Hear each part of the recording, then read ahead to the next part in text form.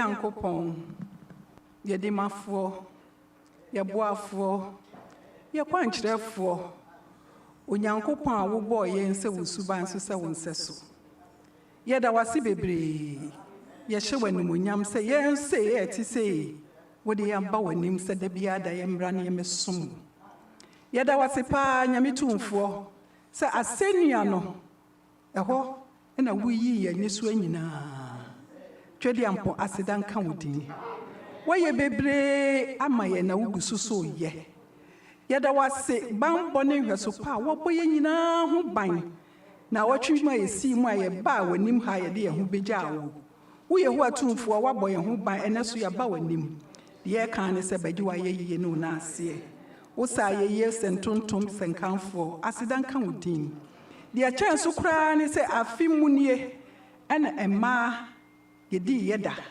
Yemu bebre di how ni yedadwe ni yebisade ni na ase nyina ma wo ye ho atumfo umobro hu no adoye nti wo boye nyina ho bai ama afia kwa beto ya ene ma ehie musi yedi yeda twedi ampo na asenkan udi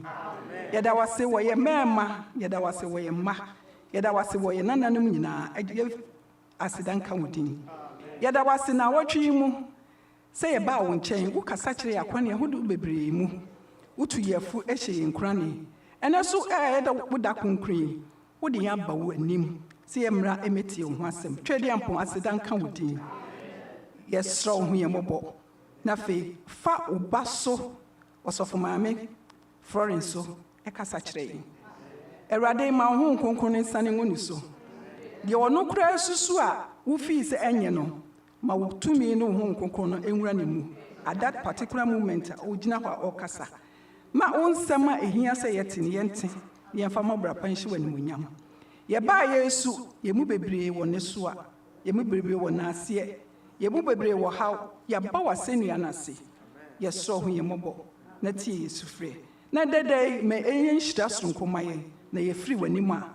ama yatimi akwakoyi wo do na di akyira mansan eme yehu se wo yehu a utumi yesu ye da wase ye kanfo din nyametumfo so what ye in a day, what do you Amen.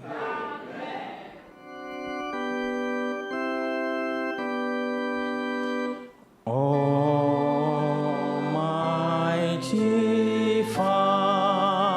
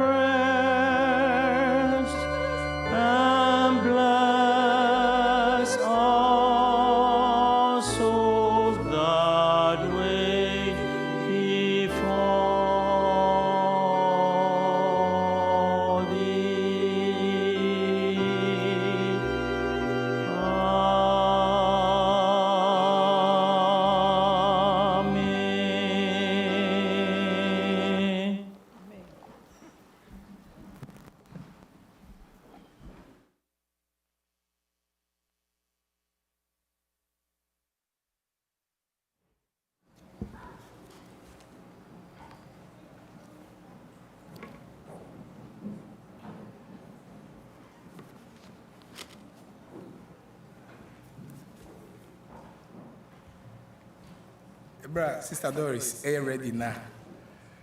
What do you know what tight mono? Nanajua Ewadamphobia or has he say? Nanajua has a friend who is visiting with us today, and I'm happy to welcome her in a very special way. So, Nanajua's friend, Nana's friend, can you stand? Can you wave? Can you, church members, say amen? Amen. You are most welcome, sister. God bless you.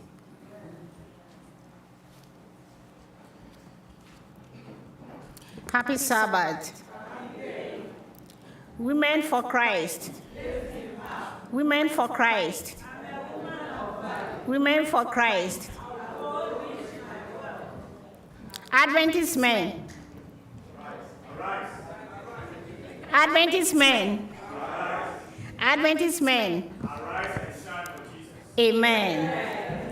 That nyame ase me kan sa se e ma ne me ma ye nyina ye e ho na ye church no enti e ma ye di e da me ma mo so mo kan ye ho na ye duru e fa ehia pa ye e wo yesum Adentina mekasa. Mekane say church ye wo various departments ewom. Na sa efan a edu so no so eboa ewo ye nyamesom a akwantu ayetu de akọ yen papa enchen. Na medanya me asepe ye se mama me sa akwanyen se memedi animu na fe yenye je ye titan offering no. You say last month I twem no Philadelphia group no ye yekosua ye no na efa tithe and offering ho. Na yesua ye ne yekomu ne yehu ne se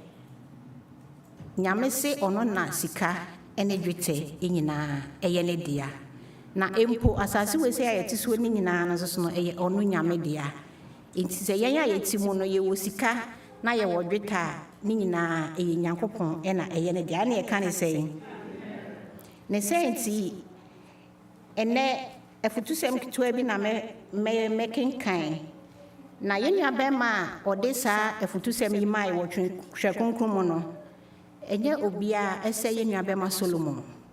yehu se yenya Solomon no o se Nyankopon ho ade a yenya nsa na me so ma ne nyansa e ma ne de trade the book of Proverbs na o trade no ye bekọ ewo Proverbs chapter 11 verse 24. Nipacho making kind. Proverbs chapter 11 verse 24. Etifia asem ne say tefo ahoto ene abonefo ahoyira. 24 ne say obi wo ho a opeti nenso okoso dore ara. Obi di adonatra so nenso ehiano ara. Insurane okra obed dore srade na de oma ebinum emen nso beme. De okra ebro no nkrofo ebedome no. Amen. Enti sa enyitu asem yi de emayen se menu mienu yesika yenye nyina no eye Nyankopon de anyame na de maayen. Enti ebra na Philadelphia group no sa enyitu asem no me na medi animu na me kenkan no anase medi anuanu animu no na me feel bad kakra.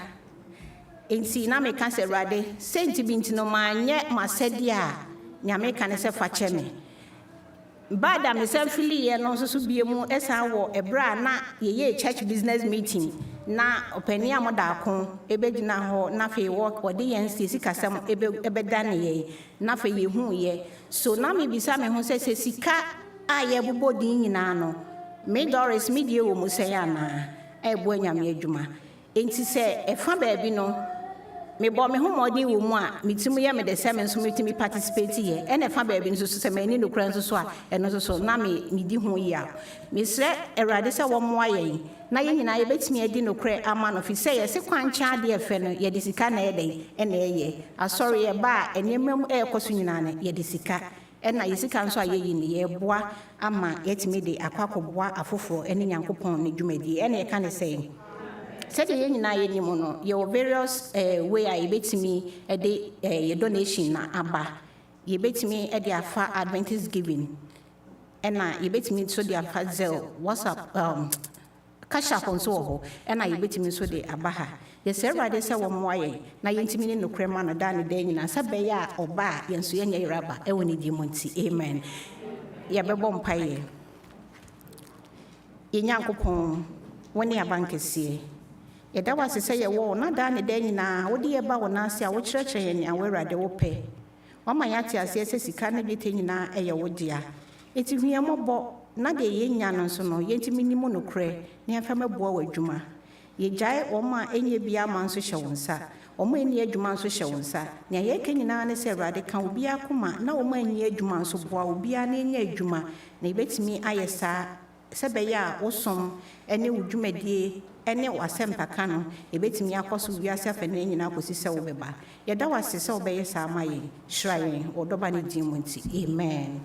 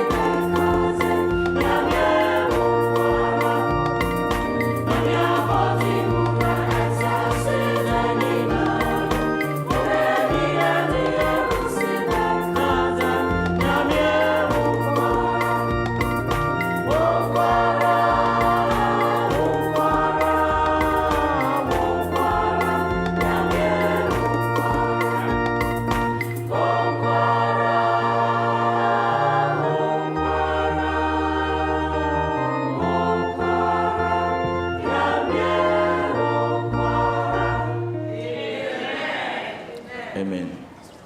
Na youth choir maron kwa ne madanti manon kwa mon kai me ma mo biem.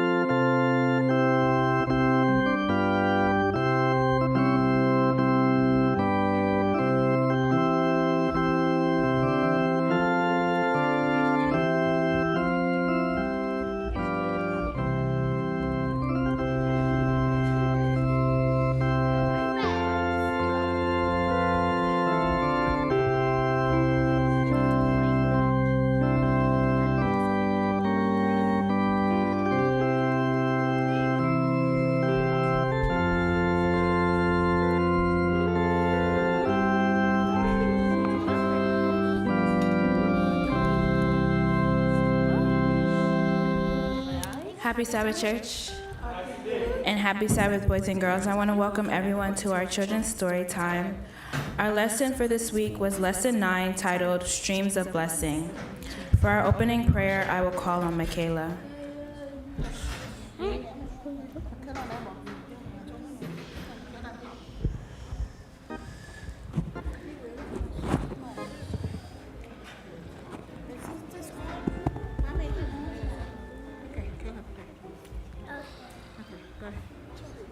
Dear God,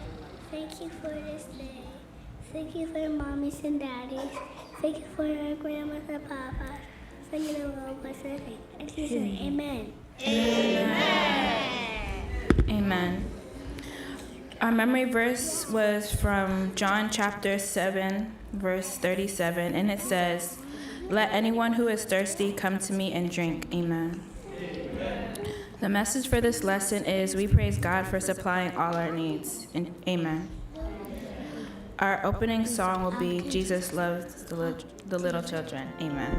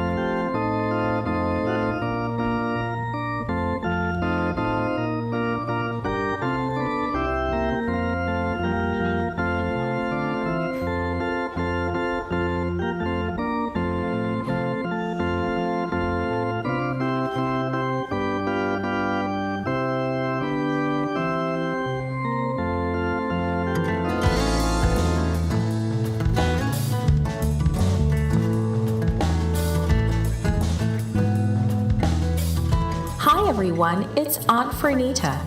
Today's story is called Streams of Blessing. The memory verse is from John chapter 7, verse 37. It says, "Let anyone who is thirsty come to me and drink." Today's message is we praise God for supplying our needs. Have you ever been really thirsty and not able to find anything to drink? That is how the Israelites felt when they reached their new camp and found no water.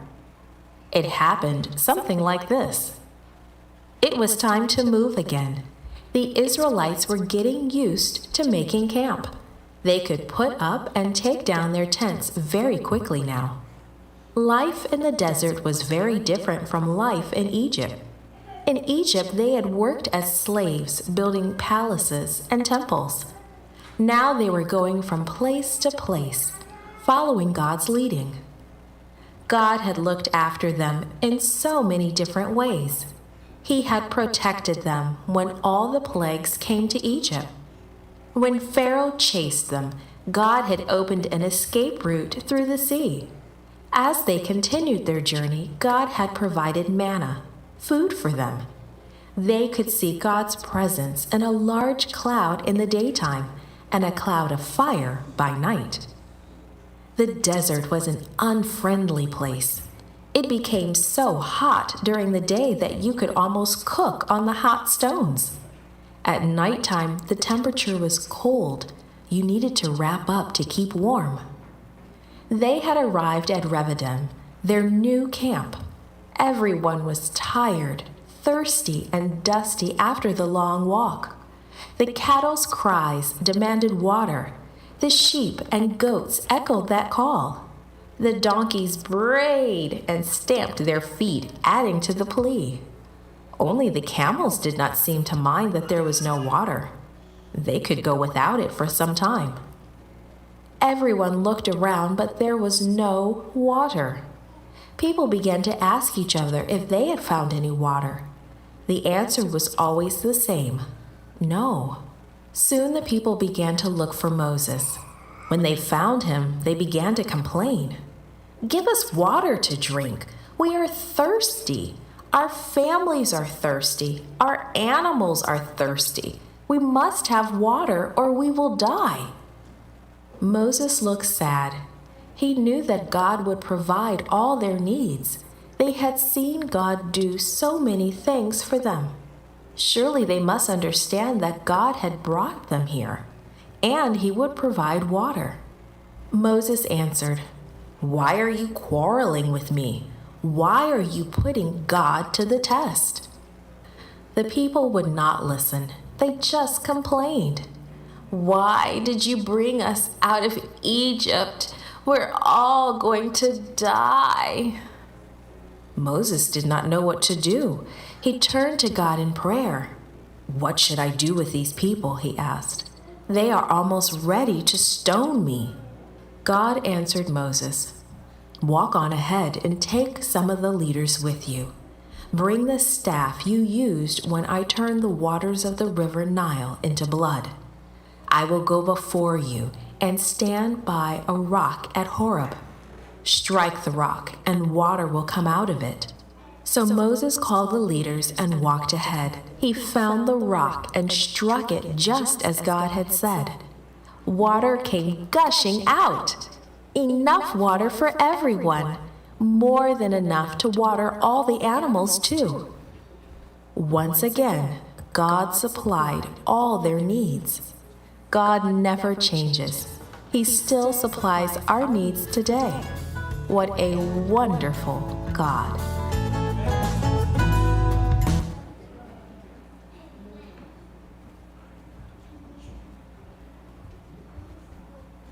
Amen.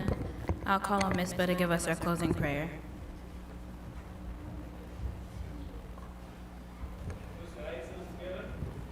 Dear God, thank you for this day. Please help us to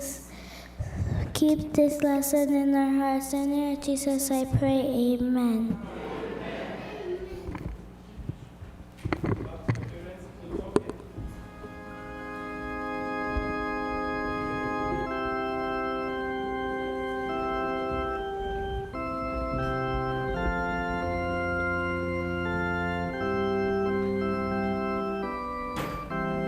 Kristo muma. Oh, Kristo muma. Kristo muma. Aha, nti mari nyina beba soro ha. Na fe ma beto monyom no. Yes. Fe mo wi amato benyum bebre asa abenyum mienu aka ho. Ti mo beto I'm a woman of value no. Mo wi pa mo wi anamo de benyum ato aso.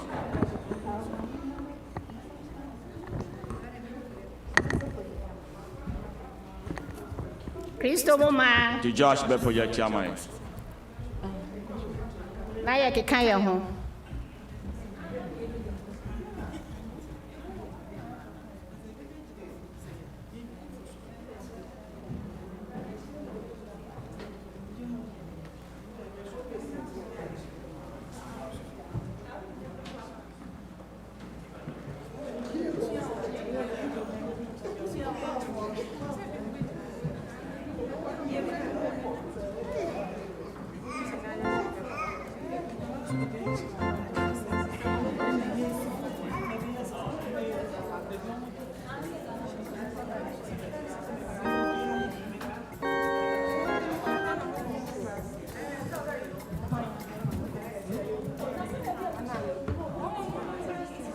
Anti bin ko ebe tima ko fom ho Mike se na san ha nyina ebam de mo ka nyina abam enti kasa bia ha fine Mike ne sen sen sro de mo nyina kachi obia enti bia mbatu bia ba ebe tima si fom young ladies ni bin nyina mpanim fo na nim.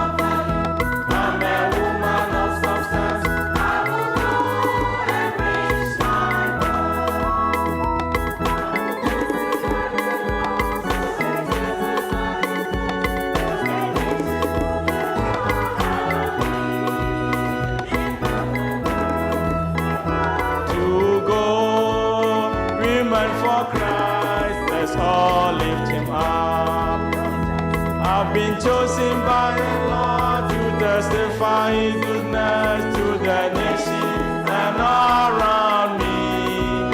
Women for Christ, empowered to go. Women for Christ, and all lift Him up. I'm a woman of substance. I will go and reach my world.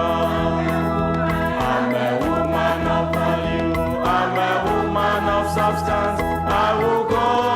and reach my world. I've been chosen by the Lord to testify His goodness to the nations and all around me. Women for Christ, empowered to go. Women for Christ, let's all lift Him up. I've been chosen by the Lord to testify His goodness to the nations and all around me. Women for Christ, empowered to go. Women for Christ, let's all lift Him high.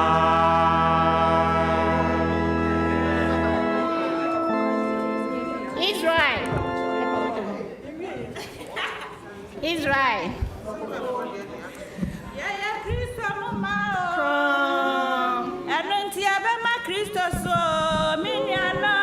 Yeah, Cristo Muma. Yeah, Cristo Muma. And until I Cristo so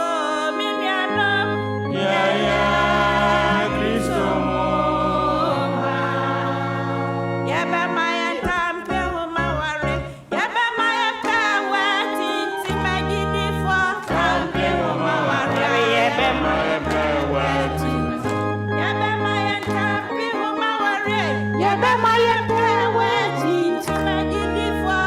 Tapping woman, worry about my pewe.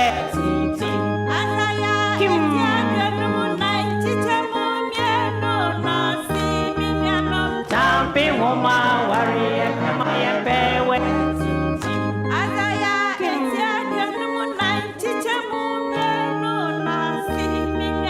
Tapping woman, worry about my pewe. Tapping woman, worry about my pewe. Tapping woman, worry about my pewe. Tapping woman, worry about my pewe. Israel. Koko kai ojoyful. Koko kai Jesus nara. Obedi yeni. Na ya shisheta bifita yeri. Koko kai ojoyful. Koko kai ojoyful. Koko kai Jesus nara. Obedi yeni mambara. Na ya shisheta bifita yeri. Koko kai ojoyful. Koko kai. Oh, Zion fefe. Yebe koho. Wafai wari. Kunimo. Zion fefe. Yebe koho. Wafai wari. Kunimo. Oh, Zion fefe. Yebe koho. Wafai wari. Kunimo. Zion fefe. Yebe koho. Wafai wari. Kunimo. Oh, Zion fefe. Yebe koho. Wafai wari. Kunimo. Zion fefe. Yebe koho. Wafai wari. Kunimo. Amen.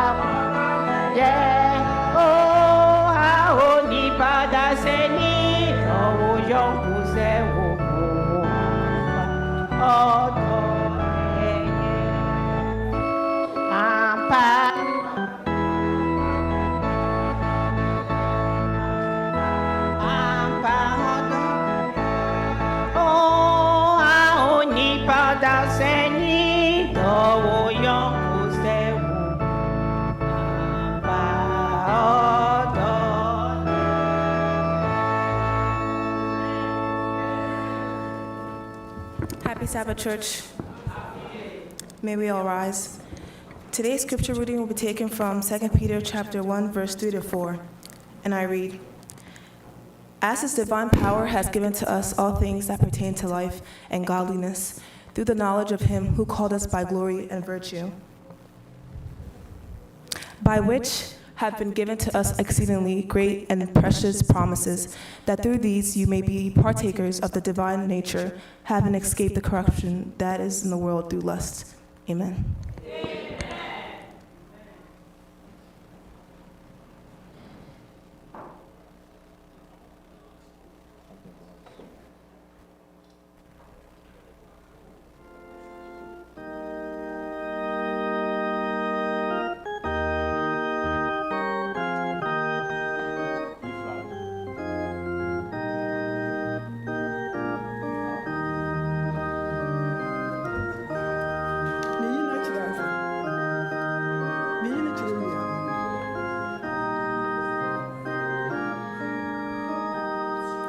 Amen.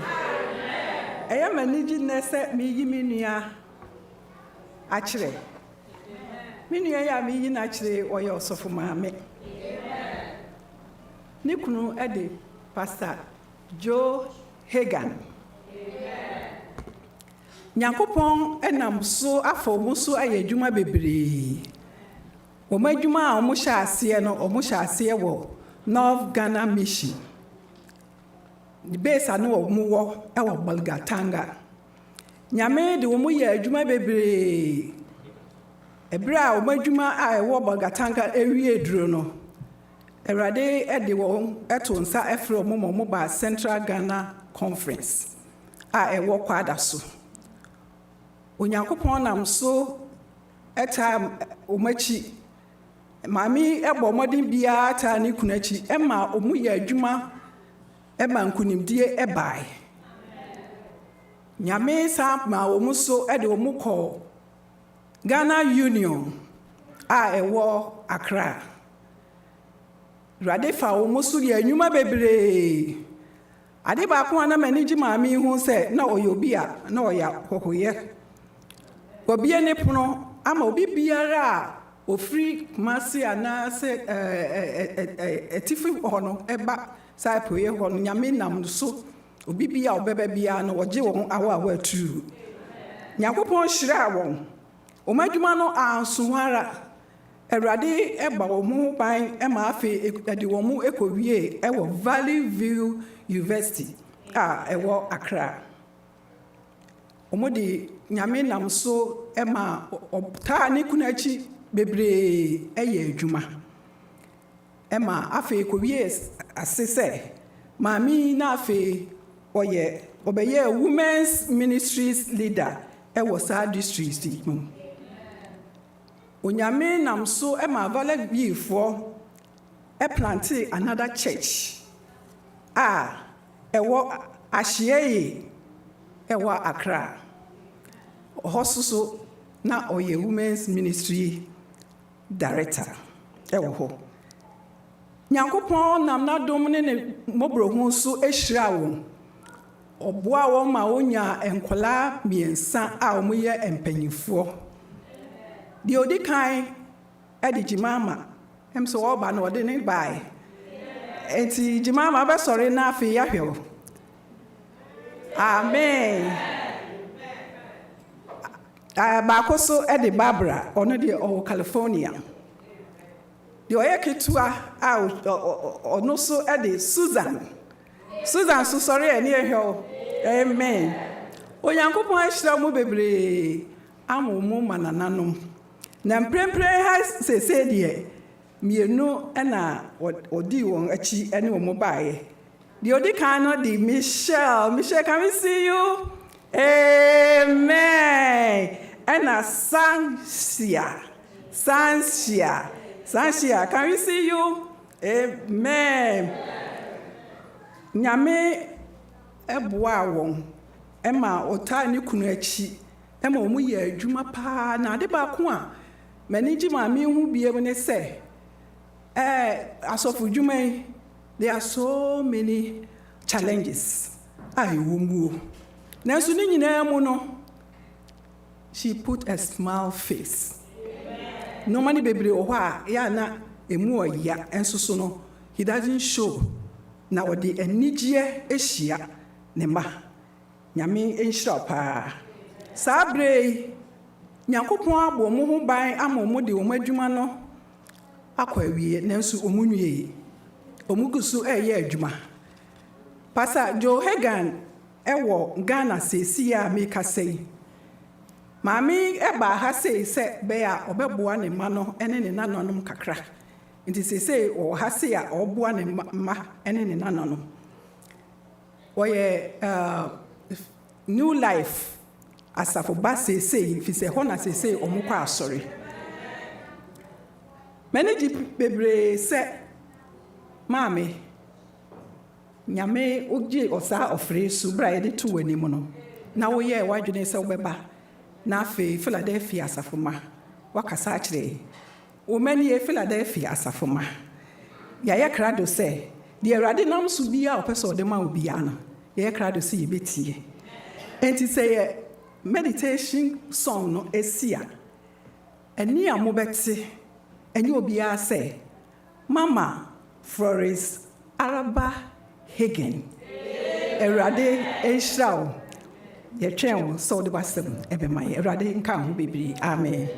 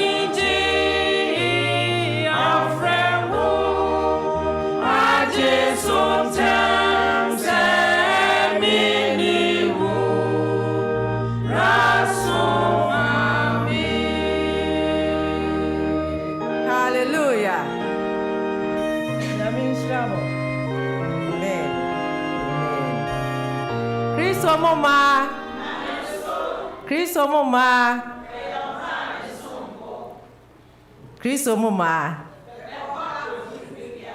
eno ho nwom ne eto ye no sɛ nyame ɔfrɛ wo a menka ni ha asɛm bi sɛ mentumi nyɛ biribi ebi sɛ wobɛtumi de wo mpaebɔ ayɛ biribi ama Yesu Kristo sɛ yɛntumi nkɔkora a yɛ mpaebɔ ɛnɛ yɛ mpaebɔ ɛbɛyɛ biribi ama hallelujah ama amansa nyinaa edi kan medical da ɔsɔfo ase va pastor frɛ me no na me sɛ me de nka me hyɛ me one corner ha na yɛde na pastor pɛ sɛ mbɛhyɛ two corners yi ka one corner yɛ deɛ nka yɛ enough ma me edi pastor nyame ɔnhyira wo ne sɔfo maame ɛnɛ so yɛ mo anniversary yɛ mo congratulations nyame ɔnhyira mo no ɔnhyira mo na deɛ mo akoma hwehwɛ biara nyame mfa ma mo ɛwɔ Yesu Kristo din mu deɛ tɔ so women ministry for meda mo ase auntie nana ya maame Lydia ha ma ha o mo adwen me frɛ sɛ me frɛ ni nyame nhyira mo ate nyame nhyira mo kɛnɛ nka yɛ wo da wo nko mu na nka wo so mu gyina ha me boa ɛnɛ wo mama ho kwan sɛ me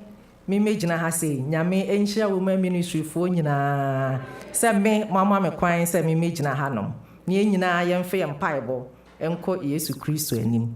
ɛmɛma so a mota yɛkyi yɛgya mo mu ɛnyɛ yie nyame nhyira mo sɛ mo wɔ yɛ mu gyidie na abere biara mota yɛkyi na moka yɛn ho na moboa yɛn ɛma yɛ mmerɛ nso so de biara mo hyɛ yɛn den yɛka na mo aboa yɛn nyame nhyira mo papaapa ɛne asafo ma nyinaa youth no wɔn nnwom na wɔn too yɛ no ɛnkyɛn na me werɛ afi asɛm na wɔ me tiri mu nso me werɛ afi wɔn sɛ Yesu nnwom no yɛ sɛn wɔn ko ara ɛbaako bi wɔ sɛ Yesu nsɛm na wɔn no yɛ sɛn nyame abɔdeɛ wura wɔn ko a nyame nhyira mo ɔno nko a ɔno ana ɔbɔɔ yɛ na hwan fa biom ne ɛbɛkɔ ɔno pɛ nyame nhyira youth for mo so mo ahoɔfɛ mode ɛbɛto nnwom a mode ahyira yɛ nyame nhyira mo meba no monim new life for kombenya nka yɛ nyinaa ne yɛba na nko yɛ nyinaa yɛ ne mo abɛso nti new life for so mu kyia mo wɔn si me mfa wɔn nkyia ɛma mo nkyia no deɛ me de to me stars so no Russia Europe for Ghana for nkronkro bebree obi ɛfrɛ sɛ wokɔ a fa yɛ nkyia ɛfa ma Philadelphia for enti gye sɛ me wɔn ɛwɔ me ayi so deɛ nkyia no firi baabi a menim sɛ bebree ɛhwɛ enti mesrɛ mo mede mu nkyia no de abɔ nyame nhyira mo ɛma yɛ group bi wɔ hɔ a yɛbɔ mpa yɛ anɔpa biara yɛn ntumi nkɔ abɔnten yɛde ne sɛ anɔpa bi bɛdi ama afoforɔ wɔn nso sɛ memfa wɔn nkyia ɛmfa mmerɛ mo nkyia no deɛ dɔɔso na deɛ ɛtwa toɔ no ɛyɛ Joe Hagan ɔno mefrɛ no Kofi Abranteɛ eti ɔse menka nkyerɛ mo sɛ nyame nhyira mo ɔsɔfo kwaten ɔsɔfo Joe Hagan sɛ menka nkyerɛ sɛ nyame nhyira wo na ɔda wase so amama nhyɛ me one corner na me so amama bɛhyɛ two corners nyame nhyira wo sɔfo maame ɔsɔfo Joe Hagan so okyia mo nyinaa amen enti yɛbɛkɔ yɛ dwumadie no so amen ɛnɛ ɛyɛ mpaebɔ da ɛnɛ ewiase nyinaa ɛɛkae na yɛabɔ mpaeɛ ɛde ama ɔhaw a ɛɛkɔ so wɔ wiase monim sɛ ɛma yɛbɔ mpaeɛ nyame ɔtie yɛn ɔn sɛ yɛwɔ yɛ nnwom bi a yɛto no sɛ yɛyɛ maamama yɛyɛ maa monim to nyame abɔdeɛ nyina mu nie die kyerɛ kora ne yɛ ma anka kɔbɔ amae nanso nyame ahyira yɛn na wahyɛ yɛn nimonyam ma comfort wo abeto ma comfort mo ba abeto ana ma ye ma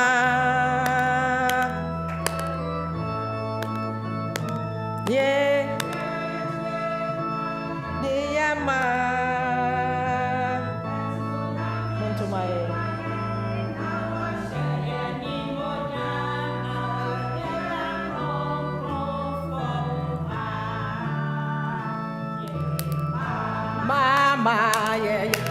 say, oh, yeah, yeah, brane yama, oh, oh. Now I share any monyam, na ya, crom, for ma, hallelujah, hallelujah. My comfort me. Your classmates, no more. There was good. Now, only a girl's SP. Hallelujah. Girl's SP, no.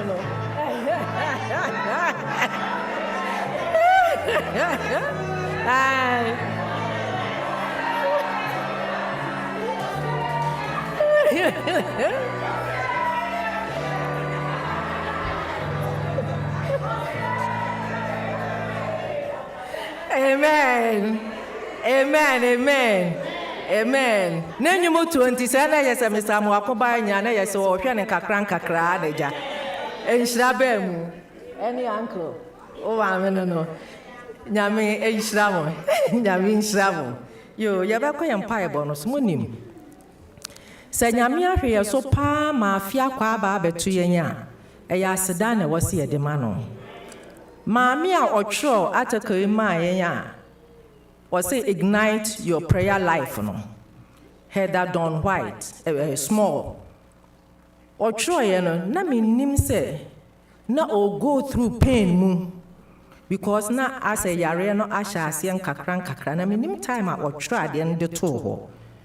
Mami or tro toho. Na I don't know, say na onim say, I feel way beba betuna na say ento noa. Na se me kan ade no a na wase agum na afi me wura ho afi anto no wa tro ade ne de amaye na me dwene ho na me say o tro ya na o de to ho no even though no owo pain mu a o yare a onim se ni sage no eye dan a obewu na nso so o say e ma yanyere ye ho ye e wo mpaebo mu e ma yani ha wo mpaebo mu yanyere ye ho. Enti ansa ne yebekọ so kra ye be bibia no me pese yebebọ mpaye wonim ade ba ko so amenka molai pastor Philadelphia for mo prayer line ya na to bia me baso enkakra me maso all the time but ya na me baso me free baso ache kakra 5 years be twem wa na ba no ade ba ko me hu ye ne say mo ya ade wo mpaye bum say ya de mpaye no to wa entamwa no biabo enti me baso aya na manage won sa me baso ame nkasa me mo mpa me hwa me se enkrofo mo ye empaibo efo pa enti nyame enhyira mo sa bri bia modem mpaibo no ede ye adwuma na nyame so otie minim sa nyame so ya anwade ede maye enti ansa ne be hye ye be kọ ye adwuma de ni nyina so sa maami Heather Dawn small ni kunu ye sofo waja ni kunu ho waja mamienu oba ne bema eho enti mema ye mu baako abompa ya ma sa papa yi ni enkole ya em say 3 weeks ago enana Ted Wilson wo mu ye maame ne awufosom edi ama no mehwe ya kokosi awieye ti mehwe se de wasi atro article di ato ho na ye na sori a na mehwe di na msenyame otumi so say ya maame no otroto odi gidie ene daso ene ahotoso ene trust ade edi to wo say meni ho kra na wiase nyina e kai no oni ho ensu wiase nyina e kai no so say ignite your prayer life wase mayan toto ye mpaibo ase ye nyere ye ho enti me mani pa baako abompa ye de honhom kan bia omompa ye mas ono de nyame afre no wato Yesu Kristo asenu na ase na papa no ene nkola no nyame emompa ye mfamo mu na afi ye nto aso.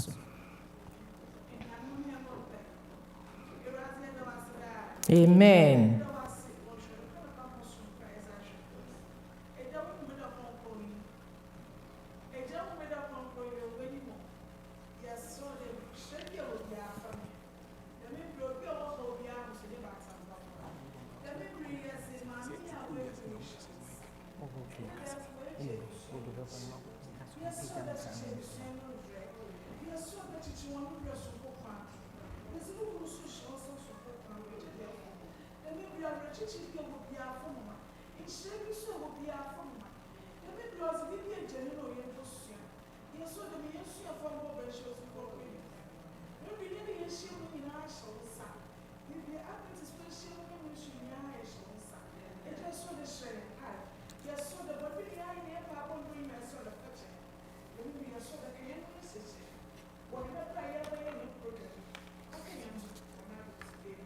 Amen. Mami, nyame enhyira nti wo mfanti we na de bia ya mete no line so no. Nyame enhyira mete wo voice pa. Ya bompa ya mama mi ene na kwan na bie. Ye betumi ato aye program no so. Uncle me pese obebo hymn number 520. Ye de da nyame ase. Se nyame ama afe akwa aba betu ya whatever situation bia ye ko mu bia no. Nyame wahwe enso afe akwa aba betu ye. Na bre bia me da nyame ase asa anwum we nyame de asie ne ntabankese na se. Ode ne nsa emu odu no ode ato ye nso ene wagye yen. Wonu se baabi a wo fa ye a wo ko ye no obi fa ho wa ama wo. Baabi a wo ko ye a wo ko da ye no obi ko da ho wa ama. Surgery na wo ko ye ye no obi ko ye ye nso wa ama. Na se nyame adom pa na se ne ye ti ha ya address fe homeda nyame de ache ye kwa ensuo to ye nyina waboye ho ban a momien fa aseda ma nyame na sa anyu yem de he hided my soul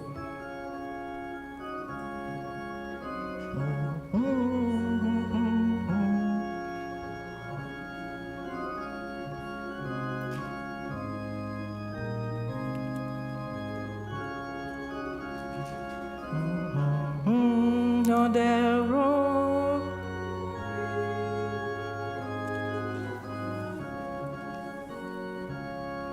A wonderful Savior is Jesus, my Lord. A wonderful Savior to me.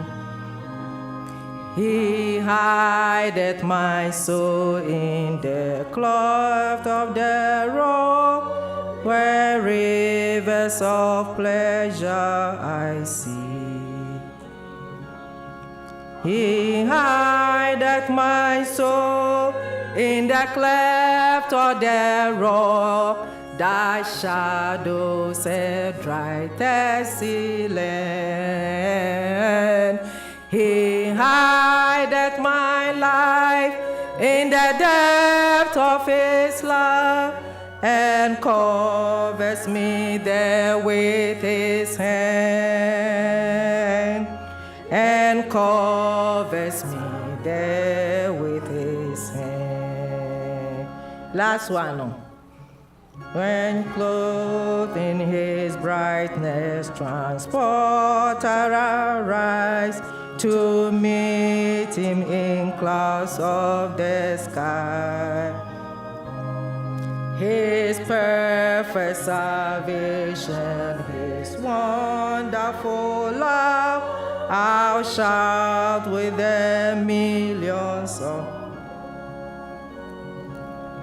He hideth my soul in the cleft of the rock, thy shadow said dry thirsty land. He hideth my life in the depth of his love, and covers me there with his hand, and covers me there with his hand. Hallelujah. Amen. Say, yɛhwɛ ya kenkan sɛm na Araba ne kenkan maye na aketesia no kan ne kama de maye. Sɛ nyame ɛyɛ nadom sɛ yɛkɔ no maako ɛyɛ adom ɛne ehumɔbro na ɔsɛ ɔde adom yɛkwa ɛna ɔde afrɛ ɛde aba ne tumi mu sɛ yɛn nso yɛmagye ni yɛnyɛ de ɔno hwehwɛ sɛ yɛnyɛ sɛ bɛyɛ so yɛbɛnya nkwagye ama yɛ kra. Nti ɔsɛ ignite your prayer life. Na ignite no me hwɛ adeɛ na me sɛ ignite we deɛ asɛ me nyante bi da ti me kɔhwehwɛ no dictionary mu ɔde maayɛ no ɔde maayɛ ɔsɛ Acts chapter 1 verse 8 no ɔsɛ but ye shall receive power when the Holy Spirit is come upon you. Ɔsɛ yɛbɛnya tumi sɛ nyame Honhom Kronkron ne ba yɛn so a. Ignite your prayer life no the dictionary no ɔde maayɛ no Acts chapter 1 no verse 8 no sɛ nyame wɔn kronkron no ba yɛn so a ɔse yɛbɛyɛ n'akyidifoɔ yɛbɛka ne nsɛm no ɛwɔ wiase mfa no nyina israelfoɔ ɔmo asuafoɔ no ɔde wɔn sɛ jerusalem judea ne nea aka ɛde yɛn deɛ ɔse ewiase nyinaa baabi ɛwɔ bia ɛnɛ ɔmo sɛ technology aba wotumi fa adeɛ no asɛnde adeɛ na ɔde ama nipa bebree sɛdeɛ nipa no ɔsi go through bia wonni hɔ koraa mpa a ɔkan adeɛ no a na n'akoma atɔ ne yam nyame se sɛ wɔn kronkron no ɛba yɛn so a na ɛbɛyɛ dɛ na aba yɛn so ɔn sɛ asuafoɔ no saa test wei sei no mmerɛ a wɔn keka yɛn ho bɔɔ mu na wɔn de gyidie baako ne anidasoɔ baako ɛbɔ gyidie mpayɛ no nyame hwie wɔn kronkron gya no adi gu wɔn so enti yɛn nso ɛnɛ yɛaba ha no yɛbɛka yɛn nso yɛbɛsoso yɛn nsa honhom mu no yɛn nyinaa yɛbɛbɔ gyidie mpaeɛ bebree a yɛbɛbɔ no yɛnim sɛ nyame obɛtie na ahye yie asɔre yɛ wɔ no meka ayi baako women ministry na yɛbɛyɛ women ministry week se ya march ya nti meni me assistant no yɛyɛ sɛ ansa na saa day ne bɛso no yɛfa 2 weeks ni ayɛ akɔmkyere ne abɔmpa because na so many challenges yɛbɛyɛ yɛnyɛ monim ɛma asɛm wei sei na wei na de sei na obiara de ne deɛ nam ha yɛhyia ne ɛyɛ ante deɛ meka kyerɛ ne nsɛ maame akon no ɛnyɛ yɛ kon ntimi ne omienu pɛ ma yɛnkɔbɔ mpaeɛ yɛmfa 2 weeks nyɛ akɔmkyere ne mmɔ mpaeɛ ne yɛnwie no na nyame no awa kasa na monim awade a nyame yɛ yɛte yɛkɔ yɛasɔ dan no so yɛ biribi ketewa bɛyɛ doafoɔ ɛne yɛde nkyɛnsee abɔ so a nkyɛnsee no nsuo tɔ agu so kyɛnkyɛnkyɛnkyɛnkyɛnkyɛn na me ne maame kɔtena hɔ no yɛyɛ anɔpa yɛkɔtena hɔ yɛbɔ mpaeɛ a anwummerɛ ne akɔpɛ koko bi anom ne yɛkɔ fie enti yɛyɛ a anwummerɛ so ne abɛhyia nti anwummerɛ yɛba a yɛtena nkonnwa bi ne nkonnwa yɛnɔɔso enti yɛ nkonnwa no yɛde sisi hɔ a wɔn sisi hɔ maame ale no asesa nkonnwa bebree nam sɛ abɔfo no bɛba abɛtena so nti mo de mo ma nkonnwa no nsisi hɔ na singing group bi so wɔ yɛ asɔre hɔ wɔn nso ba monday no a yɛhyia no nti me de me ne maame no to yɛtwɛn wɔn mu aka na ɛbɛba no na yɛkɔ no a wɔn mu nya maaeɛ no a na me ne no na yɛka ɛda no mu asɛm na yɛka na meka wɔn hu deɛ nyame tumi yɛ kyɛ sɛ obi yɛka deɛ nyame etumi yɛ enti baako se ɔɔba no ɔhwɛ wo nso wonam ɛyɛ doafoɔ no nti sɛ wonam sei na woba ansa na wabɛwura inside a wohunu dɛm hɔ nti baako se ɔɔba no ɔhwɛ sɛ dɛm hɔ nom no nkurɔfoɔ nipa ahyɛ dɛm hɔ ma nso yɛmmienu nipa ne yɛte hɔ nipa ahyɛ dɛm hɔ ma na obi ahyɛ white ɛna yɛto nnwom ahoɔden so ɛna ɔsɛ ei na ne deɛ ɛyɛ dɛ na ɔmo yɛ program na ɔmo anka nkyerɛ ɛna ɔno di mika baeɛ na ɔba na ɔba kyɛ sɛ ɔnso awura mu sɛ ɔba na ɔhu sɛ yɛto nnwom na ɔba ne yɛ so yɛhwɛ no na yɛ kyɛ sɛ yɛka nam sɛ ei eke na ɔba nti ɔbaeɛ na ɔbɛwura dɛm hɔ no ɛna n'ani so vision kron ɛfiri n'ani so ɔhu sɛ yɛmmienu pɛ ne yɛte hɔ nti ɔgyina hɔ na ɔsɛ afei na ɔkɔ dɛm hɔ round dam sɛ adɛn na woyɛ saa deɛ na wopɛ wohwehwɛ deɛ ɔsɛ ma deɛ mahu no mentumi nka dabi deɛ mahu mentumi nka wanka ɛna ɔtena ase baako so ba ɔno so ɔba no saa ɔsɛ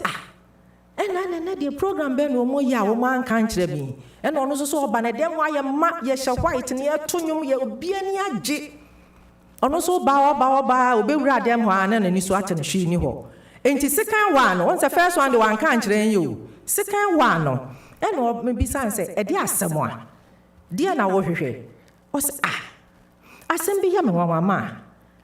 a na mesɛ deɛ asɛm ka meɛntie na ɔsɛ mebɛi wonim mehu sɛ dɛm ha nyina obi ahyɛ white obi ɛto nnwom mebɛwura ha so mo mmienu pɛ na mote ha enti ɛdeɛ na mehu yie ansa na first one bɛka sɛ ma the same thing na mehu yɛ a mentumi nka ama yɛ din a mete yɛ wɔho deɛ nyame tumi yɛ sɛ ma yɛka bom ne ɛbɔ mpa yɛ a enti wonim program na ne ɛbɛyɛ no week no a na trouble asɔre wei mɛyɛ wei na menyɛ wei na wei akɔka kyerɛ wei sɛ yɛnyɛ na deɛndeɛn no afei deɛ Saturday yɛkɔ asɔre no ɛdɛm hɔ bɔkɔɔ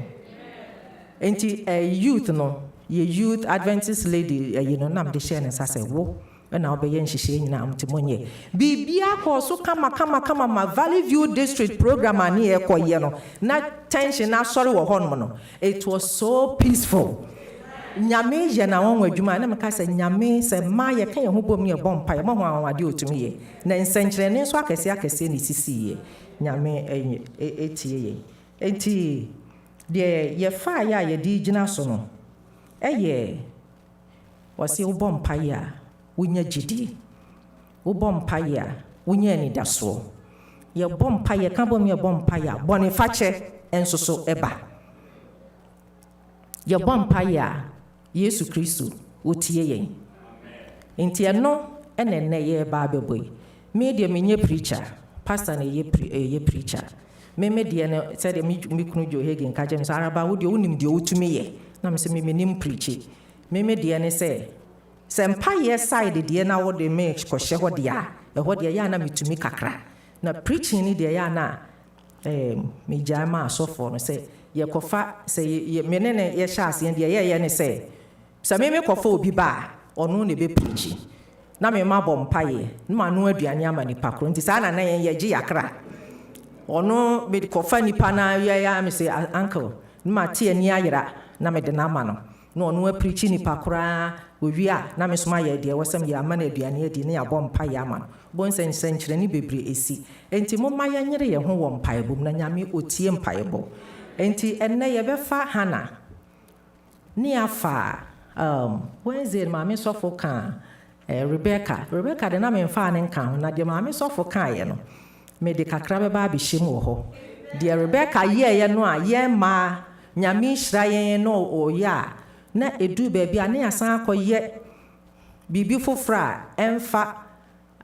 anigyeɛ ne asomdwe ɛma papa sɛ yɛfie sɛ yɛ asɔre titiri mu deɛ yɛ na asɔre dɛm na yɛ na ehia me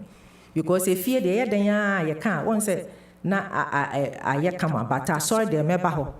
mɛka hɔ nom deɛ maame sɔfo kaeɛ no nti ɛma a mudi program week ni nyame onhyira mo maame Lydia kasa Monday no ɛna maame sɔfo so kasaeɛ ɛna hwaya Hagan so kasaeɛ ɛne deɛ no ma ntie ba nyame enhyira mo kwan a mofa so a mokasa kyerɛ yɛn futu a mode maaɛ no nyame watie okay so enti wɔ sɛ ignite your prayer sɛ yɛbɔ mpaeɛ a ɛde anigyeɛ ɛde change so tumi ba na wonim sɛ change a ɛde ba no mɛfa Esther first ɔhu sɛ Esther mmerɛ a ne wɔfa kɔka kyerɛ no mmerɛ a obi di n'ani sii Jewfoɔ so yɛn nyinaa anim story no Haman ɔde n'ani sii no so sɛ wantie no wanyɛ deɛ ɔhwehwɛ no whatever menka no tententen mpaeɛ a yɛbɛbɔ nti menkɔ asɛm no tententen na ne wɔfa kɔka kyerɛ no sɛ Esther sɔre na asɛm ɔbaa bɛto yɛn sɛ woansɔre a yɛn nyinaa yɛbɛwu na Esther asɛm a wɔkaeɛ no ɔsɛ me deɛ kora na metumi ayɛ ebi sɛ saa papa yi mentumi nkɔ n'anim yɛn yɛte ha yi bɔnsam a ɔne yɛko yɛhu no yɛnim baabi ɔwɔ sɛ ogyina left o sɛ ogyina right o ba wɔn deɛ deɛ ɔhu no na ne wɔfa kɔka kyerɛ no ɛne ɔkaa sɛ okay deɛ metumi ayɛ ne sɛ mo nkɔbɔ mpaeɛ me so me ne me nkurɔfoɔ bɛbɔ mpaeɛ Philadelphiafoɔ nneɛma ɛkɔ so wɔ wiase yɛn yɛahoɔden ɛntumi nkɔyɛ hwee o ɛko a ɛkɔ so ne nneɛma ɛkɔ so wɔ wiase nya deɛ ne yɛbɛtumi ayɛ yɛde yɛn mpaebɔ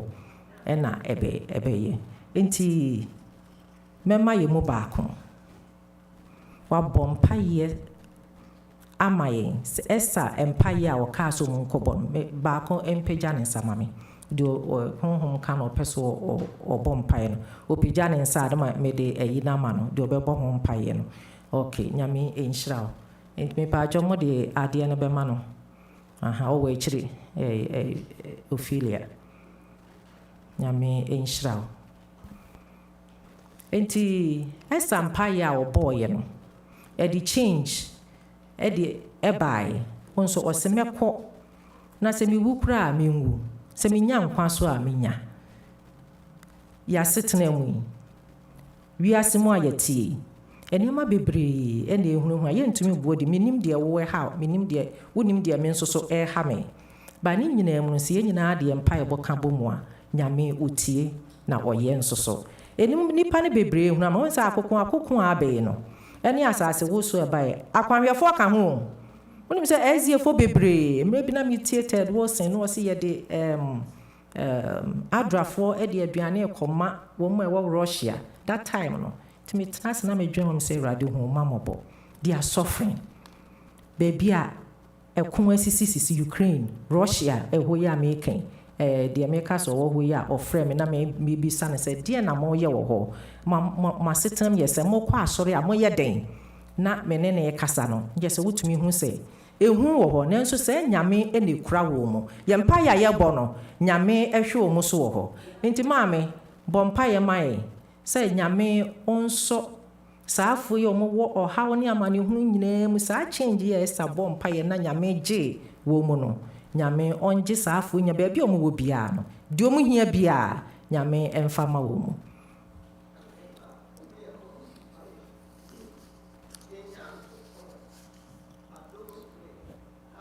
konimdifo anopen so umada wase epija udin so ma udin kronkron so yeda wase se wama ya kwanya se yemfa ye haw ene ye dadwen emra wo so ne ne wo ma ehia sorry ha ne wona wo zum ha nyina yesu ne se boaye ni entimi nya akokodro se de esenya ye no na entimi nsomfra wo hia dem o ma bebre ko haw mu akoko asimia Russia ne bebia o me kano awia no pawie se ra huya mobo wasem se uhuna mane maye enti enim ye se ye dwane toa wa obegiye ti anope dwan to ahene show when monyamo Yesu Christo dimonti amen amen hallelujah amen yo ya beto aso maame nyame onhyirawo ya behwe de ono soso de empire soso de enijie ba akoso ba na setrem oba hana onim se hana na asem no na areho yenim se ye wo bebre ewo yemu hana bisa ne kunu se mame eba na ne kunu ka chere se na me de kura me den mama wo eba ne bi ti hana no wo fie no esua na no wo su esua na mra na ni ba ne ho so no si enyina ni na ni ba ne ho so no kai se ehin fa ne metumi anya saa moa we na hana kwa asori dem na hana ko bojidi empaye na saa jidi empaye no o se erade kai wabawa se ni siti na se wo kai mia saa empaye ya mebui so wo kai me na wo de saa akola mami abema hana kan se opebema na se wo de ne mami me de ne bema wo afebo no atena wo fie na nyame susu tie ni empaye bo woni so okoye no se tore bi wo ho a wo hawo mu wo atete mu obi nte wase de ya ne se na Araba sokra o kire ne ho na Araba sokra na de sa na hana de koye yo nso ko asori fie ho no nka sofo no nko mi sa ne se ade wo hawo ne sen wonse o wa atete mu wo fie o wa arehuo mu ohun ni onya ne ho e wo fie e na osan so ko asori dem ho no wasan so akwa akohia ade foforo ebia nka me anka meka che sofo no se wosofo wonu bi se de me si bre a wo bebi sam sa asem no nanso so hana waka kire ne se wabawa me firi mare huo mu me firi makoma mu nyina e na me de mi sun ene me mpaebo abegu agya nanim onso waka asara so e ka sofo no so akoma oso ene na nyame onhyiraw no onye wakoma so ade mam monim se asori ayego mu ya busunya mu baby bia wo fa left and right say ye wadan for say ye hin monim se ye mrantie ne mabawe bebre edu ya ware mfie so bebre aware ye fundia ne mai bebre kura ni mu kwan kron be fa so kura a wo be choose ye partners say your ba say ye be ma woni kon be fa so obeye enti sa ha na mpa ebo yo se mi free ma rehuo mu ena me de mi sun nyina ba be gu twe dia mpo Nyankopon anim no ye be ma oba ba ko obi mpagya ne nsa niema ba ko so maami emmo mpa ye man se fa ye mrante ne ye maba we a wo madru ya ware mfie so eye miensa wo mu so aware a wo mu hia ye fondie ebi isu se bi wo ho a woti obi asam obi frem no ka se sof maami bompa ye mami sof maami se ya etore bi wo ho a ya na wo nhunu ni a wo nya wo ho boni memre bi ya ben ansa ne be ye ya anniversary no na sa menam fofo a no bompa ye we frem no aka ne de we canon de na bisuma ma bompa ye mi se ma ya kom kire ma ye te se potre kitua bi na menam ho na wonim camping ye call no Pennsylvania be bia ye ba be kui intimi free dine me free dormitory ho e na me ba asori dem ho e na me ba nyina na nkrofo a wo mu abobo ma churochuro mu din wo de obi ade akeka nyina me bompa ye na me bompa ye omti dem ho yan so obi aboma beti ha bitwa mani obi an so ni ho na asema ni pan bi sa adan na waje madwuma eye so ho asem no nyame se yen kan kire no ha na ka se kai me no ha na koye no okokodidi ye wansu bio oja asem ni nyina de manya na mede ma fa de so na soa onkrofo ade so ma fa ni nyina so me fi sa me nko na metumi aye abet obo me ha waka chem se adan na waje madwuma eye na me hu se oh intimi jai sa aye ni nyina afi me san sre bone fa chese urade hu me mobo na out of sorrow out of arehuo mu no na me di masa afui inti hu me mobo na fa cheme inti maame mesre wa bompa ye masa afui ya wo madru se wo mo ware kwan be fa so mi jai de ma bo e fa maye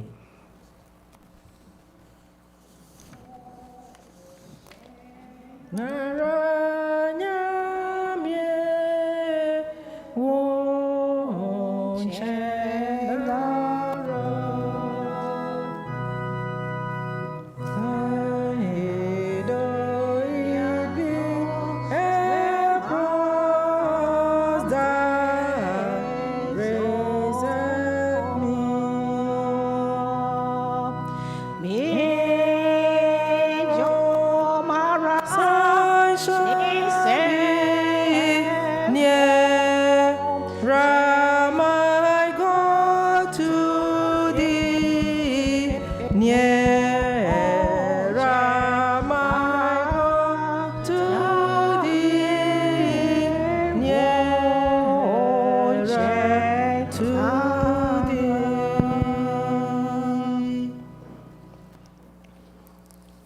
Nyankopon woni ya bankesie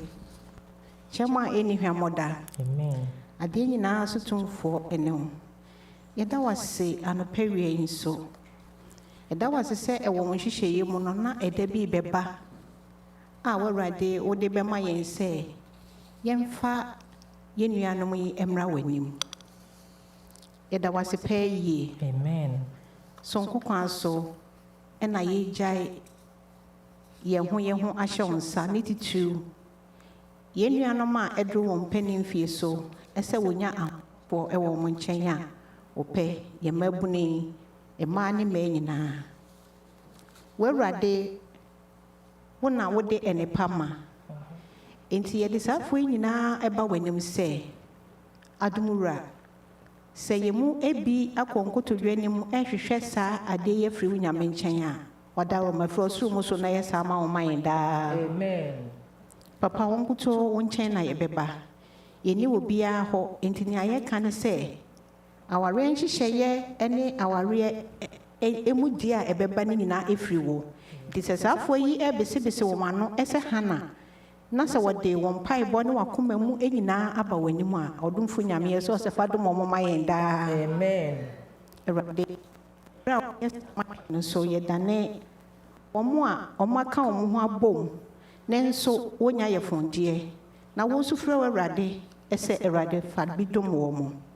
ɔdɛfoɔ nyame ntwa w'ani ehinta wɔn ho enyi w'ani ehinta wɔn papa yeso se frosu mu so na yɛ saa ma wɔn daa amen Awurade yɛsrɛ ɛbra a wɔn ɛyɛ saa no so na yɛbisa wɔn no na yɛka ne sɛ yɛsrɛ ɔtwɛn honhom de amasaafo yi amen ma ɔmfa ha na ɛdeɛ ɛntoto papa wɔn ho ɛsɛ ɛbra a ɛkyɛeɛ no Awurade bɔhyɛ no ɛbɛn mu eti yɛde saafoɔ nyinaa hyɛ wɔn nsa sɛ Awurade ma wɔn twɛn honhom ɛma yɛn ɛkɔpem da a wɔ Awurade ɛyɛ opɛ mu ɛsɛ wobɛhyɛ wɔn animuonyam ɛwɔ ho ɔdɛfoɔ yɛ saa ma yɛn daa amen sonkokwa so yɛsan ba w'anim biem daa ne deɛ nyinaa sɛ yɛde yɛhaw ɛba w'anim a ɛyɛ a na ɛka yɛn ko na yɛagye wɔ adwuma ne ɛyɛ ɛka yɛn ko na yɛpere yɛn ho sɛ Awurade ɛbɛba mu ɛno nti sɛ ɛkwan bi so yɛagye wɔ adwuma ayɛ anaasɛ sɛ yɛde adeɛ bi abɛto w'anim na yɛadwen yɛ ntanta ne yɛhu ne sɛ yɛpere yɛn ho apɛntam ɛsan wo ho a wada roma yɛso sɛ fa ho mfonso kyɛ daa amen na yɛntimi enya ɔtwɛn honhom ɛma wo na ɛberɛ a yɛde yɛ haw bɛba w'anim no so yɛnya wo mu gyidie sɛ Awurade wobɛyɛ yɛnim sɛ wobɛyɛ enti deɛ yɛka nyinaa ne sɛ yɛda wase sɛ yɛwɔ wo na yɛahohiahia da mu no yɛde yɛ haw ba w'anim a Awurade wonyi w'ani hinta yɛn hu yɛn mmɔbɔ na yɛ saa ma yɛn na sɛ woyɛ ma yɛn a yɛnka waseda ɛnhyɛ na waseda nso yɛmfa ni yɛbɛka ama mansa nyinaa ɛho nea wayɛ ama yɛn yɛda wase da agya sɛ wonam w'adom so wobɛtie na wobɛyɛ ama yɛn wo dɔba ne di mu nti amen amen hallelujah amen maame nyame nhyira wo yo baabi a yɛduru abaawa Haga so wonim Haga wɔse prayer ignite forgiveness sɛ yɛyɛ bɔne ne yɛba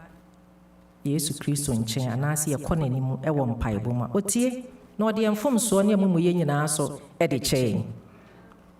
yɛn nyinaa nim sɛ Haga na ɔso first one ɔyɛ abaawa ɛna ɔte ne baabi ɔte hɔ no ɔso na maame ɛkɔpɛ ne ho asɛm kaa sɛ ɔne ne kunu because nyame ahyɛ ɔmo bɔ nti no ɔne ne nkɔda na ɔnya ba Haga nkaa sɛ ɔbɛyɛ o ɛna maame nso wɔnkɔnkɔyɛ ɔkɔyɛ wie yɛ a afei deɛ Haga na ɔnya ntabanyɛ a ɔyɛ deɛ ɔpɛ so ɔyɛ na maame no firi sɛ nka de asomdwoeɛ bɛba ɛha yi ɛna mewie a mɛkɔ maame sɔfo deɛ yi so Haga wakɔyɛ awie nyinsɛn yaba afei deɛ ebu ɛwɔ so ɔde ma maame no ɛmɛ bio afei deɛ Haga na ɔpɛ so ofiri fie no ɔkɔ because ayakayaka deɛ no adɔɔso ama no ɔntumi nti Haga firi fie na ɔkɔɛ na nyame san maa no ɛbɛɛ biam sɛ san kɔ nyame hyɛ no sɛ san kɔ na san kɔ brɛ wo ho ase ɛma wo madam no sɛ wonim sɛ ade koro nti a nyame maa no kɔyɛ ɛba na ɛhyɛ ne yɛfunu mu no wo sɛ nyame aka akyerɛ Abraham sɛ mɛhyira wo ɛne wasefo nti nyame ka kyerɛ sɛ san kɔ na Haga san kɔɛ na ɔkɔɛ na ɔkɔkɔ wo wieɛ no still ahobraseɛ no ama anidie no ara na ɛwɔ hɔ ɛna afei deɛ maame si daabi papa mia na mekaeɛ nso ma maame Araba yi ne akɔla yi wɔn mfiri fie ha nkɔ wɔse wɔna wɔde ayi ne baeɛ mewie a na mɛba aha no ma wɔhu sɛ maame no ɔno ɔde suggestion yi baeɛ o ewie baabi no afei de papa yi na ɔkɔ akɔ ha n'adwene ɛna kɔsi yi o waka deɛ a ɛne wɔn nkɔɛ ɛna wɔn firi hɔ a wɔn nkɔ ɛnam akɔlaa no nti no wɔn kɔ a wɔn nam serɛ so no akɔla yi afei de wɔn nya nsuo no Abraham agye wɔn kwan wɔn mu aduane wɔn mu nsuo yi akɔsa akɔla yi baa bɛwu ɛhɔ na Haga kɔbɔ mpaeɛ sɛ hwɛ di ampo nyame mempɛ sɛ mehu akɔla yi wuo mesoɔ sɛ hu me mmɔbɔ na nyame ɔtie yɛ si yɛkɔ bɔne bi mu si yɛkɔ nneɛma bi a yɛyɛ na ɛmfa deɛ nyame ɛmpɛ yɛde yɛpɛ akɔyɛ biribi a nyame yɛkɔ n'anim ne yɛbɔ mpaeɛ so a ɔtie na nyame ka kyerɛ Haga sɛ ɛnam saa akɔlaa wɔ nti ɔyɛ Abraham ba n'asene mu ba nti no say, I will build a fire of war against him. Na saa kola we say so me na ya mama o say the 12 kings obe shira kola no enam Abraham nti na nyame ye nso so mo say say o so do so bebre nti nyame e shira no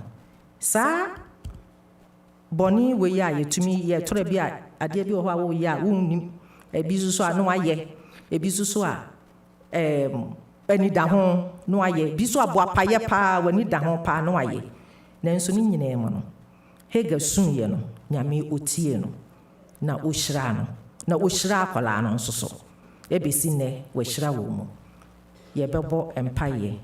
ba akon so so e wo ha nti mesre se ba akoso empagya nensa na onsre bon ye fo hene ne me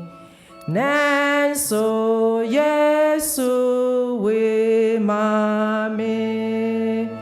oh we na me sorrow oh we na me nyadankwa senya badambo beno me wono na owo me. Amen.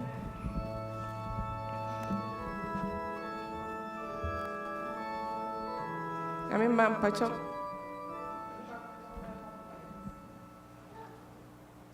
Onyame tumfo mobrohufo nyame. Amen. Ayem ye wura. Odwene wo ma ho daada. Yeda wase bebre. Ewo wo nsam a odi amaye anopei efa wabawa Sarah ene nakoa Hagan ne eto wo mo. Papa therefore wama ye hu se ya ye de yempe ya ntwen wo na ye de yempe ye bibia etumi de haw ebre yen nanso enam wayem ye ne wo batan ye nti de biara ye kɔ haw mu na se sansu fra wa wogi ye nso enu nti ena ne eto Hagan no aw o sansu fra wo no wotie ne sufre na wusu wushira ne ba no Awurade ye ma yesra wo efi bebi ena ebeto Hagan ya na ye ni abotre ade bi ho se ye twen no yetumi epiapia ye ho kafo ama ne di ti kwahye bibi mu a ede ohawo ba yesra wo sania wutie Hagan su no se bia mpo a efi wo kwan no so ne akoye bibi ede hawa ba yesra wo se huye nso moboda yesra Yesu frɛ wo a Awurade ya tie ye ye ma na ekita ye na nanka bonsam so epesaji wo no Hagan sunye na wutie no na wusira no ba na Awurade hya ye mada yesra wo se huye mobone Yesu tie ma wo sɛ ne be ya ye nkofa saa ɔhaw bi beto ye nso ebisa we wa Yesu dim amen. Amen. Afia na me ba ma me so for years we be ye way to asontra. When him say sa ade a ma me Sarah ye ye wa asore me yes of ma me nti na me kan o de mahu na me kan me kwasra madam fu bi na me call ye no na ni kunu akọ church board aba me ye hoho na me wo fie ho enkola asusu wo fie ho enti papa ne wura fie ho a na obisa na say na wo call ye no ye de ne ye kokan ye asoma si we no nasem no mokan no ho na papa no so ahya ase na obeka asem no nti wana me say ei ofa church board no mokoye ne dia ne ye hya ase ye kan sen ye say a secret and confidential wo mo e wo honko a na etumi ete asem no na ye ne den e na wo ba be kan fie ha ye nyina me so kra mpom ye hoho na me na wo be kan asem na ye den ma me sa na ye so oh okoba bia na mabisa no woni me say ntokwa bebrebe ne manson bebrebe e wa asoro mu sa na de ba wo okay ba ko so de so am call no ho no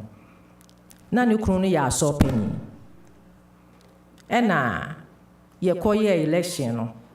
yɛakɔyɛ first elder yɛde first elder na akɔma obi foforɔ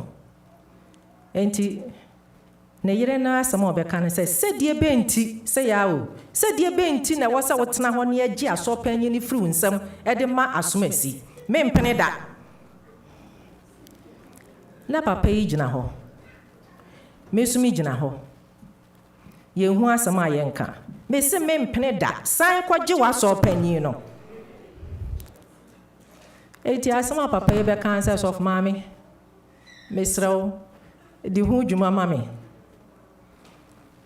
enti ato anse hɔ naa no deɛ meyɛ yɛ ne sɛ Awurade kyerɛ me nea menka because saa situation wei deɛ ɛyɛ ato anse na aba menim kwan a mɛfa so enti hɔ a na me sɛ maame ɛyɛ a mepɛ sɛ me ne wo bɔ mpayɛ mepɛ sɛ me ne wo di nkɔmmɔ na adwuma no ɛnyɛ wo papa dea ɛna ɛnyɛ me so me papa dea ɛyɛ Nyame dea nti sɛ ɔka kyerɛ wo kunu sɛ ɔnsan kɔnkɔgye a na akɔyɛ te sɛ yɛ ne papa agyapadeɛ ɔse dabi mempene da na wonim ɔno no a ne buafu wɔ ha no baako no so ɛyere so ɛne ne ma so buafu wɔ hɔ na yɛba asɔre no ne yɛpɔn a yɛn nyinaa yɛtwa kanko ne akyiakyia eti maame a mekɔɔ no hɔ yi a meseme ne bɛbɔ ɔka kyerɛ me sɛ sɔfo maame sɛ asom asi wɔ akyia me a menkyia ne da sɛ asɛm yɛ ayere wɔ ha o ɛbɛyere asɛm na mesi nti bebrebe a meka yɛ nyinaa wante na baako no so aba sɛ wahu sɛ maame wei ɔne me kunu ɛko ntɔkwa na mesɛ na wɔyɛ dɛn na wohu yɛ so sɛ ɛmaa Sara wahu deɛ ɔyɛɛ wahu deɛ Rebeka yɛɛ sɛdeɛ maame sɔfo kaa yi ɔho Rebeka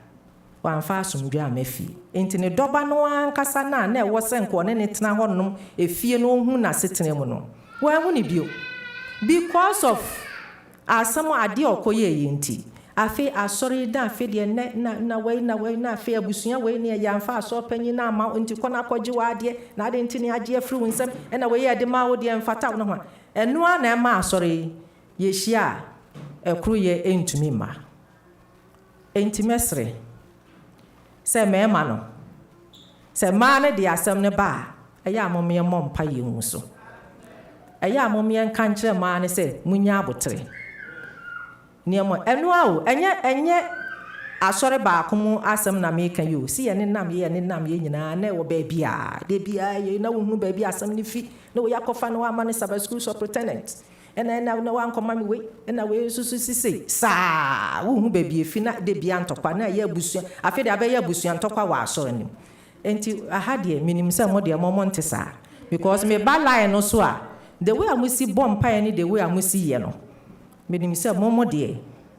mo yɛ mo bɔ mpaeɛ nti mo wɔ unity mo wɔ koroyɛ ɛwɔ mo mu Nyame nhyira mo na mo ntoa so saa enkosi awieyɛ nti ba me sɔfo deɛ na ɛhɔ kakra na mde abɛhyɛ na sɛ baabi aduru no yɛ Ruth yɛbɛwie wonim sɛ Ruth ɛnam Ruth so ɛne yɛbɛnya a yɛagye nkwan yɛbɛnya a Yesu Kristo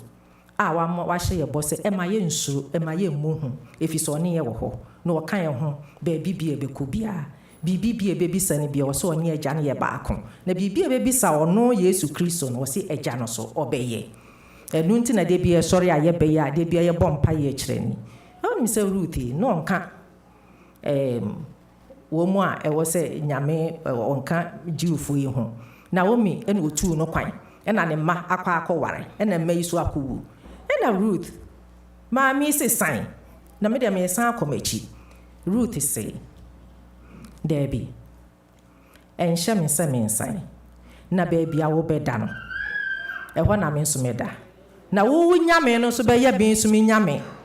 na wo man nso so ayɛ me man wɔn sɛ saa asɛm o ya ɔkaayɛ no wɔn sɛ ɛnamua ne ɛbɛnya Yesu Kristo na Ruth ɛbɛwo Boaz na Boaz so bɛwo hwan Obed so abɛwo Jesse afei yɛbɛnya David na David lai so yi ɛne yɛbɛnya yɛagye nkwa no na Yesu Kristo sɛ wɔn sɛ deɛ esi kɔɛ ɔse me de me nkwa ato hɔ de ama wo ɛdeɛ na wo de ato hɔ de ama me mahwie me mogya de hyɛn de agu Calvary bepɔ no so hɔ de atɔ wɔ aboɔden ɛdeɛ na wo de ma me yɛ de ma no ane ntɔkwa deɛ de ma no ane abufuo deɛ de ma no ane nsɛm keka deɛ de ma no a ɛnhyɛ ne din animonyam Yesu Kristo sɛ yɛngya ne nyinaa mfa ngu ase nnua no ase na yɛmmra na yɛba bibibia ɛbɛsrɛ no no ɔbɛyɛ ɛno nti na nnɛ ɛmmaa yɛ mpaebɔ yi abɛn Yesu Kristo sɛ ɔte agya ne nsa nifa hɔ ɔɔdi ma yɛn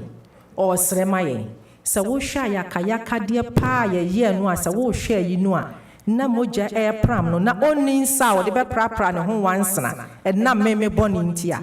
ɛnam wo so bɔne nti a na ɔsi gya biribiara mu fama no a ade nti na wɔsi Yesu ɛwɔ si yɛnya akokoduro si yɛba n'anim a biribi a yɛde bɛto n'anim biara ɔbɛyɛ na ɔno ara nso na ɔka kyerɛ yɛ sɛ wonim ɔse sɛ wokɔ asɔre akɔ akɔbɔ mpayɛ na yɛbae sɛ mpayɛ ne yɛbɛbɔ na sɛ wonim sɛ me Araba ma yɛ ɔbɔne a ɛnyɛ wo no ayɛ mbɔne o wonim sɛ me maame sɔfo nim sɛ me Araba ma yɛ mbɔne nso mentumi nkɔka nkyerɛ no a ɔse kɔ na wo ne ne nkɔnkɔ siesie na wowie a na waba na sɛ woba na ne nipa koro no kɔsiesie Araba adeɛ a laase wode yɛ a me m'ani anyɛ ho na ɛnam sɛ yɛyɛ anuafoɔ ne nyinaa wɔgyidie baako nti mepa wo kyɛw a ɛyɛ a menyɛ bio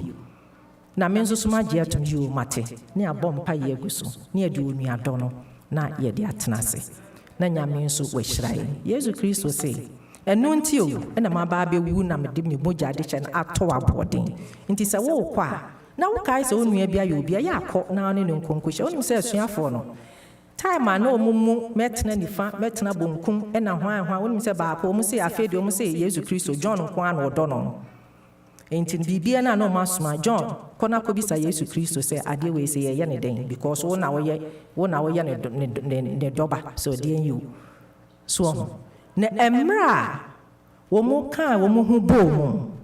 na wɔn bɔɔ gyidie mpayɛ no Nyame Honhom Kronkron no ɛbaa wɔn so na wɔn sɔre ahoɔden so ɛka Nyame asɛm ɛwɔ wiase mfa na nyinaa ma wɔn gye akra mpempempempem ɛhyɛ Yesu Kristo edin ɛnuonyam enti yɛn nso so ɛnɛ maame Heather Dawn a ɔkɔfa maame ayi de maa yɛn ɔse ignite your prayer life sɛ wowɔ hɔ ɛtɔrɔ bi wɔ hɔ a sɛ mekora mɛka ama asɛm nkyerɛ ɔkora woba asɔre a sɛ wowɔ the spirit of discernment a wobɛhu sɛ Araba wɔ ɔhaw ne ateetee mu sɛ wobɔ mpayɛ ɛma wo yɔnko all the time a sɛ wowɔ fie na wobɔ ma youth wobɔ ma wɔ yi a wokɔhyia nipa no a wontumi ne nko ntɔkwa because wobɔ mpayɛ ma no madamfo baako bi a ne abɔ ne ba ho mpayɛ yɛabɔ akɔla ho mpayɛ saa ne ba boy akɔla ba asɔre kama afei deɛ ɔde ne ho akɔbɔ namfofoɔ na yɛde baako koraa akɔto prison maame yɛsu saa na Nyame yɛbɔ mpayɛ akɔla no koraa nim sɛ yɛbɔ mpayɛ o but yɛde yɛbɔ ɛna akɔla da kɔde Nyame Honhom Kronkron kaa na akɔla kɔ asɔre deɛ ɔkɔyɛ a maame bi kɔhyia na ɛnɛ deɛ ho ana ɛsɛ bra asɔre ha wo ba bɛpɛ deɛ wɔ ha ɛnɛ deɛ ho ana frɛ o akɔla yi kɔɔyɛ ɔmaa bio akɔla yi kɔɔyɛ ɔmaa bio yɛgu so ayɛ bɔ maame sɛ de biara ɔson every day anɔpa 6 o'clock yɛhyia 6 to 7 de biara monkae Solomon mame o monkae Solomon o mesrɛ mo o aberanteɛ tenten kakraka bi so ɔgyina hɔ nom a gye sɛ mpagya me ti no mahwɛ n'anim fɛfɛfɛfɛfɛ ɔkɔyɛ wɔ ama bio enti ɛtɔ da bi wɔ hɔ a yɛ mmeranteɛ ne mmabaawa yɛnhu kwan yɛbɛfa so a yɛne ɔm bɛkasa sɛ nka Mary Magdalene wonim sɛ sɛ nka ɛzi asɔre na ɔbaa dadee no a nka yɛnyɛ no nka yɛbɛka kyɛn sɛ ei bɔ mmɔden anakɔɛ na wo ne wakɔbɔ otuutu afei deɛ wobaa bɛyɛ dɛn wɔ ha nanso Yesu Kristo na ɔyɛ bɔnefakyɛ wura no a mpayɛ ɛde bɔnefakyɛ ba no a ɔde Hagar bɔne kyɛɛ no wonim sɛ Yesu Kristo ɔgyee no na ɔka kyerɛ ne sɛ kɔ ne nkɔyɛ bio na saa Mary Magdalene yɛ ɔyɛ de bon yɛ ni wɔn sɛ mmerɛ so a wɔn ahyia Simon afrɛ no yɛ asuafo yɛ akɔ fie wɔn yɛ no another ayi so baa wɔn ka kyerɛ sɛ Yesu Kristo sɛ wo so yɛ hote nipa na yɛ odiifoɔ pa nka ɔbaa wɔ yɛ ɔbɛkoto wɔ aba ha nka wo kora nka wo mmɛn no Yesu Kristo onim adwene nyinaa na ɔsɛ me baa ha obi anyɛ me hwee ba saa ɔbaa wɔ die or anointing me na ebebo ni din wo bi asem fa na nyina abre bi e beka Yesu Kristo ho asem bia ye kan anointing na ye Mary Magdalene owu ya o sore ye no so no Mary Magdalene omu nyina ko ho no mo a omu gidi adwo a fe do omu nyina ko ofie no wo se me de me nko fie da until se me hu magye nkwa no o gina ho no na Yesu Kristo yi ni ho adi so kire no ema mo ma ye mpa ye gidi Momma yempa ebo mu eno na heda don na ye ka kire se momma yempa ebo mu ngo momma yenhye yempa ebo mu den na se ne esitie bia bibi e de tu nanim no ebresem no obehye no ho animonyam se de oye hana no enti momma yenhye ye ho den na Yesu Kristo obeboae na me onka ye ho na onji ye nyina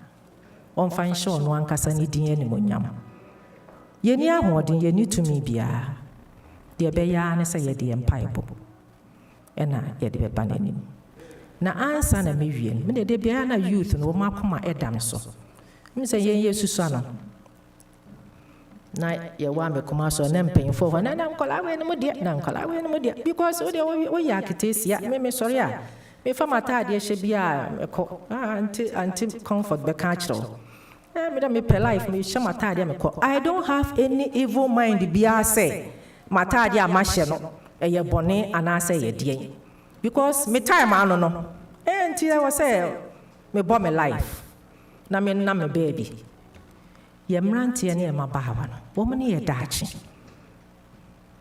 nyame on come ho the youth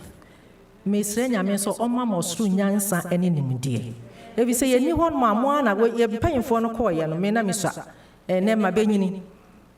e na me gina ha yi o nyame on hyemoden na on mama hoden na mokɔ a wonim se me papa wo pia no aka kire say whatever you want to go but wonim wudin se wokɔ na akɔye bibia a wo hie enti kwa me kɔ no me papa odi fikwa minim se fikwa odin no eda me so enti me koye bibi a enye papa obete enti eno ane se me nam a me nan ne tunu ho me hwe left me hwe ma me nkoye de obete de enye enti mu youth no mo maame ede mo papa no wo ma bre wo ho ye pese mu di yie ye pese mu nyini na mo so be ye mpanyimpa titru e wo Yesu Kristo mo enti nyame onso momo no mama nyini sadia na ono ankasa no tumi si tebi so wa hye ye bo se awie ye bra obehwie saa hom kronkron ya ye sere ne nei no obehwie guhunam nyina so mrante ne mabaawa mofra ne mpanyimfo emma ene mema so it doesn't matter say wo ye oba ana wo ye bema ana wo ye abofra so wo ma wo ho kwan a nyame ode wo be ye adwuma enti me mebɔ mpaye e de ama ye mrante ne babaawe sɛ nyame ɔnka wɔ mu na ɔnhyira mo wɔ mu na ɔnhyɛ mo den na wiase afɛfɛ deɛ nneɛma yɛ kɔ so no ɛtɔ bia ya na mpanyimfo kora yɛn hu yɛ left and right na wɔn mbɛyɛ den nti nyame a wotumi ade nyinaa yɛ mo ma yɛ mɔ mpaeɛ wo a wo deɛ ne yɛn ka yɛ mponu ayɛ na wo de ama yɛ dadaada no awiabɔ yi mu ɛnɛ da a ɛyɛ ɛmaa ɛdɛn no ama yɛn ho kwan sɛ yɛn mɔ mpaeɛ yɛn fa yakoma nyinaa yɛmfa gidie ne anidasoɔ ne ahotɔsoɔ ɛmmɔ mpaeɛ ɛnhyɛ wo din animonyam no yɛde mmeranteɛ ne mabaawa yi ɛhyɛ wɔn nsa wo na wode wɔ mu kyɛɛ yɛn yɛde yɛhwɛ sofoɔ kɛkɛ yɛsrɛ ɔsoro nyansa ne nimdeɛ de ma mmeranteɛ ne mabaawa yi yɛsrɛ sɛ ɔmu kɔ sukuu a bio ɔmu adwene ne ɔmu nte aseɛ ne sɛ ɛbɛyɛ a deɛ ɔmu bɛsua no ɔmu bɛhu yɛsrɛ sɛ ɔmu wɔ ɔmu nam fofoɔ mu awurade fa wo favor and fire shield fa bo ɔmu ho ban ji omo fi niama ense ne mfata nyinaa mu ka omo ho fa omo nan si baabi ekron nyame se nkolai omo ankasa so omo challenges omo kom ewiase mu niama enema bi wo ho a wodwene ho a wonte ase se nkolai ya ankasa so ede empaebo eba wanu a Kristo ya free so omo so na tie wo mpaebo